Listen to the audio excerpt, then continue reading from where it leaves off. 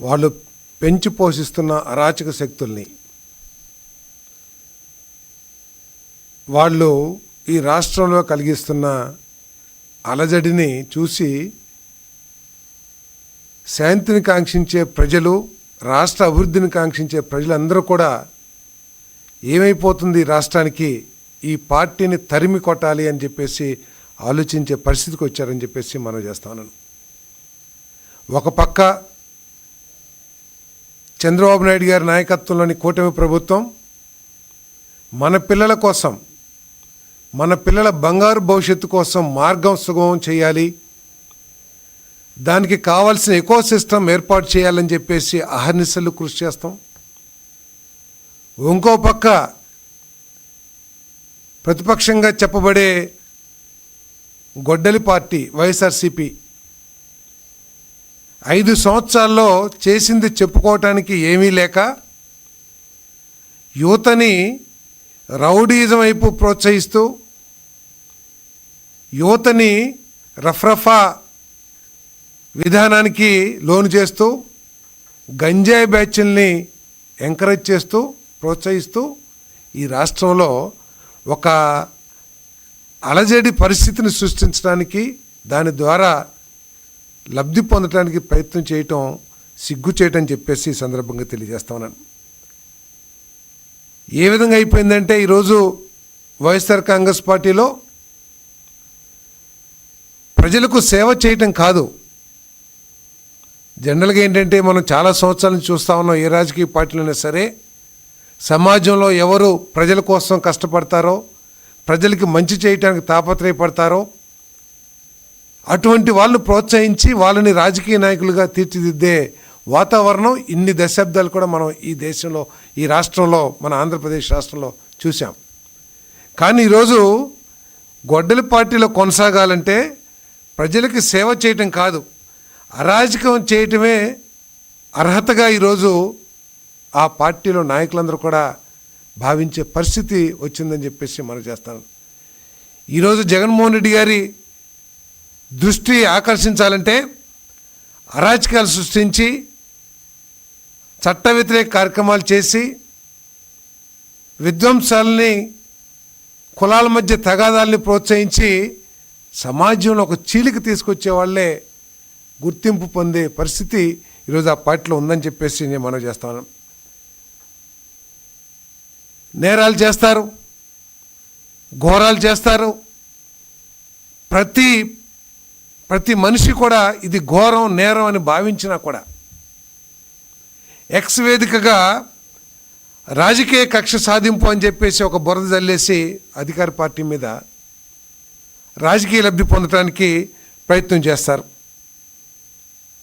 అసలు అక్కడ ఏం జరిగింది, అది కరెక్టా కాదా అనే వివక్షత లేకోకుండా, విచక్షణ జ్ఞానం లేకోకుండా, మన పార్టీ వాడు ఏం చేసినా సరే అది ఒప్పే అని చెప్పేసే విధంగా ఎక్స్ వేదికగా చేసుకుని రాజకీయ కక్ష అని చెప్పేసి తప్పించుకోవటానికి, రాజకీయ కక్ష సాధింపు చేస్తున్నారని తప్పించుకోవడానికి ప్రయత్నం చేస్తున్నారని చెప్పేసి మనం చేస్తాం.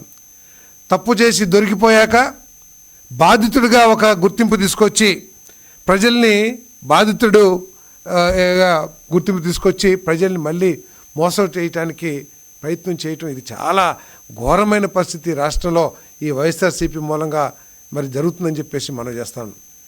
వాళ్ళు ఎన్ని డ్రామాలు వేసినా, ఎన్ని నాటకాలు వేసినా, ఎంతో అనుభవజ్ఞం కలిగిన చంద్రబాబు నాయుడు గారి నాయకత్వంలో ఇటువంటి అరాచక శక్తుల్ని కోకటి వేళ్లతో పెకిలించి వేస్తా, చట్టం తన పని తాను చేసుకుపోతుందని చెప్పేసి కూడా ఈ సందర్భంగా తెలియజేస్తూ, మొన్న శ్రీకాకుళం జిల్లాలో ఒక అలజడి, అంటే ఈ పార్టీకి రోజు ఏదో ఒక అలజడి వాతావరణం ఉంటే కానీ ఆయన నిద్రపోడేమో అనిపిస్తూ ఉంది. మొన్న ఒక పేదవాడు, నిరుపేదవాడు, గొర్రెల కాపరి, ప్రపంచంలో దేశాలన్నీ కూడా సగటు వయసును ఏ విధంగా పెంచాలి అని చెప్పేసి రీసెర్చ్ అంతా జరుగుతూ ఉంటే, కొన్ని దేశాల్లో 80 సంవత్సరాలు లైఫ్ స్పాన్ ఉంది, కొన్ని దేశాల్లో 70 సంవత్సరాలు ఉంది. దీన్ని ఇంకా ఏ విధంగా పెంచాలని చెప్పేసి ప్రతి ఒక్కళ్ళు రీసెర్చ్ చేస్తూ ఉంటే, ఇక్కడ మాత్రం జగన్మోహన్ రెడ్డి గారికి పేదవాడు 44 సంవత్సరాలు బతికితే చాలు, 44 సంవత్సరాలకు చనిపోతే ఏమైపోయింది అనే భావన ప్రకటించాడంటే ఆ వ్యక్తి యొక్క మానసిక పరిస్థితి ఏమిటి, ఆలోచన పరిస్థితి ఏమిటో కూడా ఒకసారి ఆలోచించామని చెప్పేసి మనం చేస్తాం. ఆ నాయకుడికి పేదవాడి ప్రాణం పట్ల ఉన్న విలువ ఏంటో కూడా ఈ రాష్ట్రంలోని పేదవాళ్ళందరూ కూడా ఆలోచించాలని చెప్పేసి కూడా నేను మనం చేస్తాను.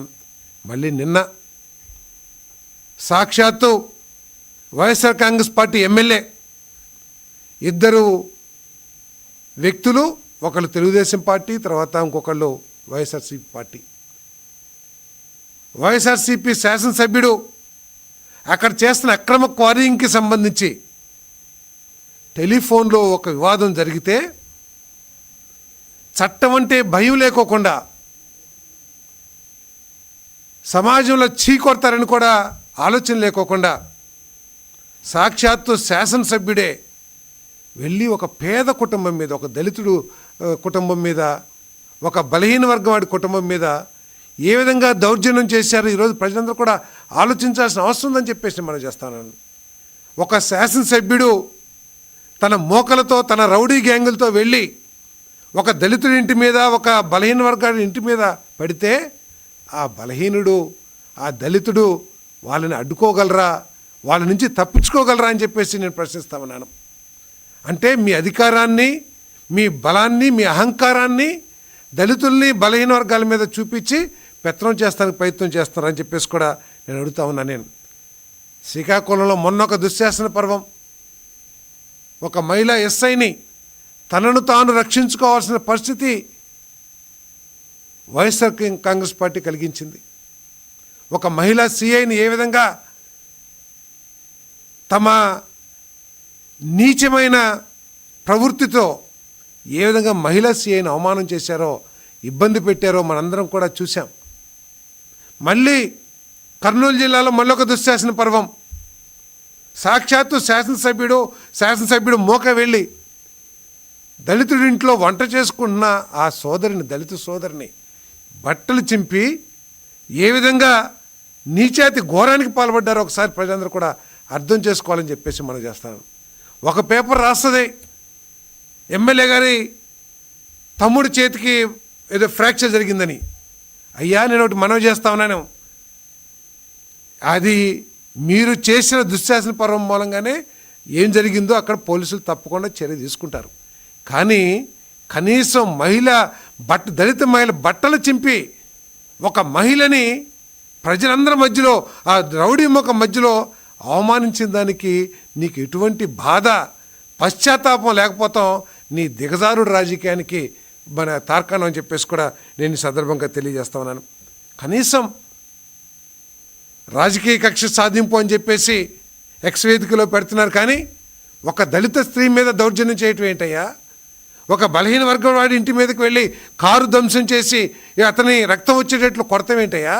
ఏదైనా ఉంటే, మిమ్మల్ని ఏదైనా ఉంటే చట్టపరంగా పోలీస్ స్టేషన్కి వెళ్ళో, లేదా ఉన్నతాధికారులకి కంప్లైంట్ చేసో, లేదా ప్రభుత్వం దృష్టికి తీసుకెళ్ళో వాళ్ళ మీద చర్య తీసుకోమని చెప్పాలి. కానీ మీరు ఆ విధంగా దళిత స్త్రీని బట్టలు చింపే కార్యక్రమం ఏంటి అని చెప్పేసి ఈ రోజే అసలు కనీసం అడిగావా జగన్మోహన్ రెడ్డి గారు అని చెప్పేసి నేను ప్రశ్నిస్తా ఉన్నాను.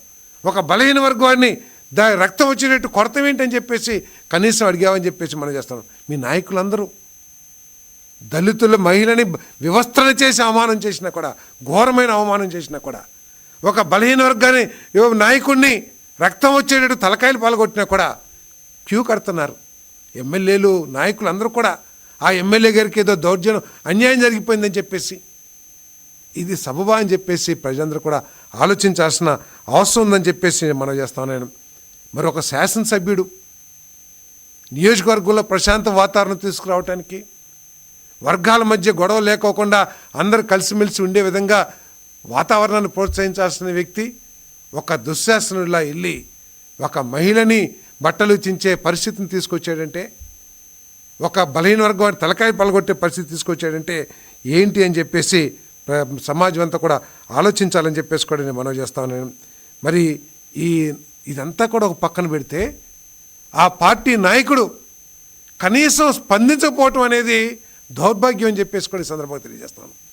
ఒక మహిళని వివస్త్రం చేస్తే, దాని గురించి ఆడకూతురు దుస్తులు చింపేంతటి ఘోరమైన కార్యక్రమం చేస్తే దాన్ని ప్రశ్నించుకోకుండా మరి ఇంకా అతనికి ఏదో బాధితుడుగా ఎమ్మెల్యేని చూపిస్తున్నాడంటే మరి జగన్మోహన్ రెడ్డి గారి యొక్క వ్యక్తిత్వము ఎటువంటి సమాజాన్ని తయారు చేయాలనుకుంటున్నాడో కూడా ఒకసారి ఆలోచించేయమని చెప్పేసి మనం చేస్తాం. అంతేకాదు ఈ గొడ్డల పార్టీ నైజం ఏంటో కూడా ఒకసారి అందరూ కూడా ఆలోచించాలి. ఎవరైనా ఇప్పుడు ప్రజలు అసలు ఈ రాష్ట్రంలో ఏమి అభివృద్ధి జరగాలి, ఏమి జరుగుతుంది అనే దాని మీద దృష్టి పెట్టుకోకుండా వారి దృష్టి మా పిల్లల భవిష్యత్తు ఏంటి, మా పిల్లల భవిష్యత్తుకి ప్రభుత్వం ఏం చేస్తుంది, ప్రభుత్వం ఏం చేయాలి అనే ఆలోచన కూడా చేసుకునే అవకాశం లేకుండా ఆ దృష్టిని మరల్చడానికి ప్రతిరోజు ఒక అరాచకం, ప్రతిరోజు ఒక దౌర్జన్యం, ఎవడొకరిని కొడతామో లేకపోతే ఎవరినొకరిని చంపటమో ఏదో కార్యక్రమం చేసి ప్రజల దృష్టిని మరల్చడానికి ప్రయత్నం చేస్తుందని చెప్పేసి మనం చేస్తాం. ఒకళ్ళు కిడ్నాప్ చేస్తారు వైసీపీ నాయకులు, ఇంకొకళ్ళు సాక్ష్యాల్ని తారుమారు చేస్తారు, ఇంకొకళ్ళు మహిళా ఎస్ఐని నీచంగా అవమానం చేస్తారు ప్రజల మధ్యలో, ఇంకొకళ్ళు సొంత చెల్లైనా కూడా అసభ్యంగా మాట్లాడి మహిళా లోకానికే అవమానం చేసేటట్టు చేస్తారు. అయినా కూడా నాయకుడి దగ్గర నుంచి స్పందన ఏమి ఉండదని చెప్పేసి మనం చేస్తాను. ఇంకొకళ్ళు మహిళా హోంమంత్రిని నాయకులు ఏదో కార్యకర్త రోడ్డు మీద ఏదో మాట్లాడంటే ఒకటి, నాయకుడు మంత్రిగా చేసిన వ్యక్తులు ఆ స్థాయి వ్యక్తులు కూడా ఒక మహిళా హోమ్ మినిస్టర్ని ఇష్టం వచ్చేట్టు మాట్లాడతారు. మనందరం కూడా గౌరవించుకోవాల్సిన పదవి ముఖ్యమంత్రి పదవి. ఆ ముఖ్యమంత్రి స్థానంలో ఎవరున్నా కూడా ఆ స్థానానికి మనందరం కూడా గౌరవించాలి, ఏ పార్టీ అయినా సరే. ముఖ్యమంత్రి గారిని ఇష్టం వచ్చినట్టు బూతులతో తిడతారు, దళిత వాడల్లో ఇళ్లలోకి చొరబడి మహిళల్ని కించపరిచి మహిళలు బట్టలు చించే స్థాయికి దిగజారుతారు. అయినా కూడా ఆ నాయకుడి నుంచి స్పందన కానీ లేదు, ఇటువంటి అరాచకాలను ఆపకపోతే మీ మీద చర్యలు తీసుకుంటానని చెప్పేసి ఎక్కడా మాట్లాడరు. మరి ఘోరంగా చీకొట్టినా కూడా ప్రజలు ఇంకా బుద్ధి రాకపోతే ఏంటో ఒకసారి ఆలోచించాలని చెప్పేసి మనం చేస్తాం. ఇంకో పక్క ముఖ్యమంత్రి గారు ఏ శాసనసభ్యుడైనా సరే తప్పు చేస్తే అందరి మధ్యలో నువ్వు తప్పు చేస్తున్నావు, నువ్వు మార్చుకో నీ పద్ధతిని, ప్రజలకు సేవ చెయ్యి, ప్రజల దగ్గరికి సత్ప్రవర్తనతో వాళ్ళతో మంచిగా ఉండు అని చెప్పేసి ఒక పక్క ముఖ్యమంత్రి గారు తన సొంత శాసనసభ్యుల్ని మందలించే పరిస్థితి ఉంటే ఆ పార్టీ గొడ్డల పార్టీ ఏం చేస్తుందో కూడా ఒకసారి ఆలోచించేయమని చెప్పేసి మనం చేస్తాను. ఇదే అవకాశంగా తీసుకుని జగన్మోహన్ రెడ్డి గారి ఆలోచన విధానాన్ని, ఆయన నైజాన్ని ఆసరాగా చేసుకుని వైఎస్ఆర్సీపీ మోకలన్నీ కూడా రెచ్చిపోతున్నాయి. చట్టాన్ని గౌరవించుకోకుండా ఏం చేసినా మాకు బాధ లేదు, మా నాయకుడు ఉన్నాడు, మా నాయకుడు వెనకాలేసుకొస్తాడని చెప్పేసి మరి గొడవలు రేపటమే నైజంగా మార్చుకుంది వైఎస్ఆర్సీపీ అని చెప్పేసి కూడా నేను ఈ సందర్భంగా మనం చేస్తాను. అంతేకాదు ఎక్కడన్నా తప్పు పని చేస్తే సిగ్గుపడతారు. తప్పు చేసి ప్రజల్లోకి వెళ్ళాలంటే కొడతారని తలదించుకుని వెళ్తారు. మహిళలు బట్టలు చించిన, మహిళల్ని నీచంగా అవమానించిన అదొక మెడల్గా భావించి వాళ్ళంతా కూడా పెట్టరేగిపోతున్నారు ఈ సమాజాన్ని పాడు చేయటానికి అని చెప్పేసి కూడా నేను ఈ సందర్భంగా తెలియజేస్తా ఉన్నాను. మరి అంతేకాదు వాళ్ళేమో దౌర్జన్యాలు చేస్తారు, కిడ్నాపులు చేస్తారు, లేకపోతే అరాచక శక్తుల్ని పెంచి పోషిస్తారు, గంజాయి బ్యాచ్ల్ని లేకపోతే క్రిమినలైజేషన్ చేస్తూ ఉంటారు.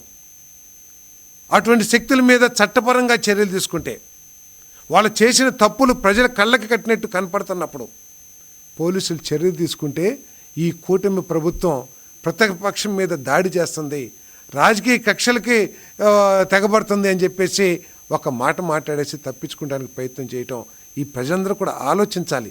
ఈ ఆంధ్రప్రదేశ్ అభివృద్ధిని కాంక్షించే ప్రతి ఒక్కళ్ళు కూడా ఈ పరిస్థితుల పట్ల అందరూ కూడా ఆలోచించాలని చెప్పేసి మనం చేస్తాను. మనం చూసాం గత 5 సంవత్సరాల్లో నా ఎస్సీ, నా బీసీ, నా ఎస్టీ అని చెప్పేసి పెడబొబ్బలు పెట్టిన జగన్మోహన్ రెడ్డి గారు, నేను అడుగుతూ ఉన్నాను, ఒక దళిత మహిళకి అవమానం జరిగితే బట్టలు చించి అవమానం చేస్తే మీ శాసనసభ్యుని కనీసం మందలించుకోకుండా మరి ఎందుకు నువ్వు మౌనం వహిస్తున్నావు అని చెప్పేసి అడుగుతా ఉన్నాను. క్షేత్రస్థాయిలో మీ నాయకులందరూ కూడా దళితుల మీద బలహీన వర్గాల మీద దాడి చేస్తే ఎందుకు వారికి అండగా నిలబడుతున్నామని చెప్పేసి మనం చేస్తాను. 5 సంవత్సరాల్లో నువ్వు ఏదైతే చేశావో, నా ఎస్సీ, నా ఎస్టీ, నా బీసీ అన్న నువ్వు ముఖ్యమంత్రిగా ఉండగా, మీరు ముఖ్యమంత్రిగా ఉండగా ఒక దళిత స్త్రీని వివస్త్రణ చేసి కడుపులో తన్నిన ఘటనకి మీరు ఏమీ చర్య తీసుకోపోగా మీ నాయకులకి అదే బలంగా మారింది. ఆ అరాచక మనస్తత్వాన్ని ఈరోజు అధికారం కోల్పోయిన ప్రజలు చీకొట్టినా కూడా అదే మనస్తత్వంతో గ్రామాల్లో రాజకీయం చేస్తారని చెప్పేసి మనం చేస్తా ఉన్నాను నేను. మరి మీరు వెనక వేసుకురావటం మూలంగానే మీరు ఈ 2 సంవత్సరాల్లో చేసిన ఘనకార్యాలు ఏంటంటే ప్రజల కోసం మీరేం పోరాడలా, లేదా ఈ రాష్ట్రంలో జరుగుతున్న అభివృద్ధికి మీరేమి తోడ్పడలా, లేదా ఈ రాష్ట్రాన్ని అభివృద్ధి చేయడానికి మీ ఎంపీల ద్వారా కానీ మీ నాయకుల ద్వారా కానీ కేంద్ర ప్రభుత్వం మీదో లేకపోతే ప్రజా పోరాటాల ద్వారానో ప్రయత్నం చేయాలా. మీరు చేసిందల్లా అరాచకాలు సృష్టిస్తానికి, ఈ దౌర్జన్యకండ సమాజాన్ని చీల్చివేయడానికి కులం పేరు మీద మతం పేరు మీద ప్రయత్నం చేశారు తప్పితే వేరే చేయలేదని చెప్పేసి కూడా నేను ఈ సందర్భంగా నేను మనవి చేస్తాను. మరి మీరు మీ సహకారం మూలంగానే వీళ్ళంతా కూడా ఆ విధంగా చేస్తున్నారని చెప్పేసి కూడా నేను మనవి చేస్తా ఉన్నాను.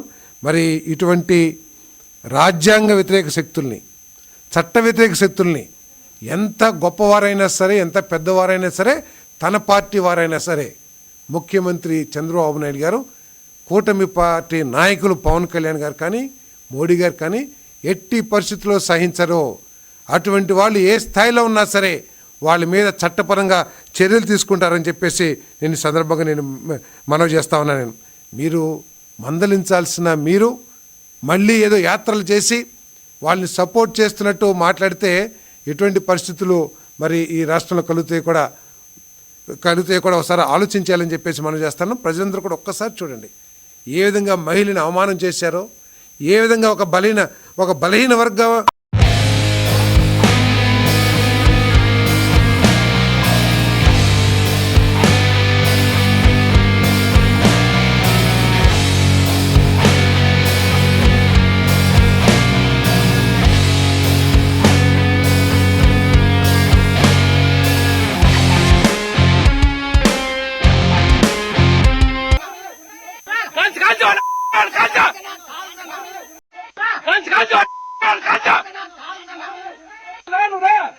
ఈ దుర్యోధన దుశ్శాసన దుర్యోధన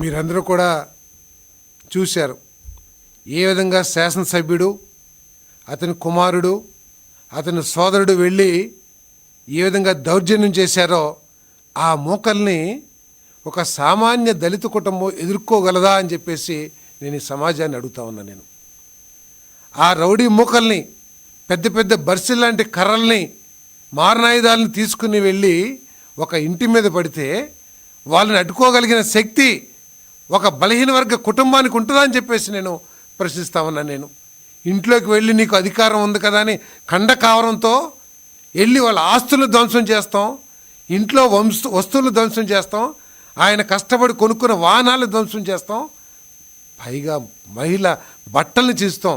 ఇంతకంటే దిగజారిన పరిస్థితులు ఎప్పుడైనా చూస్తామని చెప్పేసి అడుగుతా ఉన్నాను. ఇటువంటి అరాజక పరిస్థితులు కూడా చూస్తూ జగన్మోహన్ రెడ్డి గారు ఏ విధంగా ఇది రాజకీయ కక్ష సాధింపు అని అంటారో నేను ప్రశ్నిస్తా ఉన్నాను. ఒక దళిత మహిళ తనకు జరిగిన అవమానాన్ని మరి పోలీస్ కేసులో ఎస్సీ ఎస్టీ అట్రాసిటీ కేసు పెడితే, ఒక బలహీన వర్గ వ్యక్తి తన మీద దాడి చేసి రక్తం వచ్చేటు తలకాయ పాలు కొడితే అంటే కేసు పెడితే అది రాజకీయ కక్ష సాధింపా అని చెప్పేసి నేను ప్రశ్నిస్తా ఉన్నాను. అంటే మీరు కొట్టినా, మీరు దౌర్జన్యం చేసినా, దళితులను అవమానం చేసినా, బట్టలు చించినా కేసు పెట్టకూడదు, మౌనంగా బాధ భరించాల్సని మీరు భావిస్తున్నారని చెప్పేసి కూడా నేను జగన్మోహన్ రెడ్డి గారిని ప్రశ్నిస్తా ఉన్నాను. ఇప్పటికైనా సరే మీరు బుద్ధి మార్చుకుని ఈ దళితుల మీద బలహీన వర్గాల మీద దాడిని మీరు ఆపకపోతే వీరి కోపాగ్నికి మీరు మసైపోవాల్సిన రోజు కూడా దగ్గరలో ఉందని చెప్పేసి కూడా నేను మనవి చేస్తాను.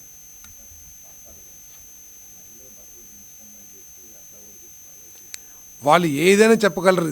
నీచానికి దిగజారి మనస్తత్వం ఉన్నోళ్ళు ఏదైనా అబద్ధాలు చెప్పగలరు. ఒక మహిళ, మీరు ఆలోచన చేయండి, ఒక మహిళ అంతమంది ప్రజల మధ్యలో ఒక గౌరవప్రదమైన ఒక దళిత స్త్రీ బట్టలు చించుకుందంటే ఇంకెంతకి తప్పు చేస్తే, తప్పు ఎవరైనా చేయొచ్చు, తప్పుకి పశ్చాత్తాపపడాలి. అంతేగాని ఎదుటివారిని ఇంకా ఆల్రెడీ అవమానం చేశారు బట్టలు చించి, ఇంకా ఆమె చించుకుందని చెప్పేసి ఆమెను ఇంకా మానసిక క్షోభకు గురి చేస్తే ఇంకా ఏమనాలి ఆ పార్టీ నైజం ఏంటి? అందుకనే దీన్ని గొడ్డల పార్టీ అన్నారని చెప్పేసి కూడా నేను సందర్భంగా తెలియజేస్తున్నాను. ఏ మహిళ కూడా ఆ విధంగా చేసుకోదు. ప్రజల మధ్యలో ఆ విధంగా చించుకొని చూపించుకోవాల్సినంత అవసరం గౌరవప్రదం. అంటే దళితులంటే చిన్న చూపు, దళిత మహిళలంటే అవమానకరమైన చూపు వాళ్ళకు ఉంది కాబట్టి ఇటువంటి వాదనలన్నీ కూడా తీసుకొస్తారు.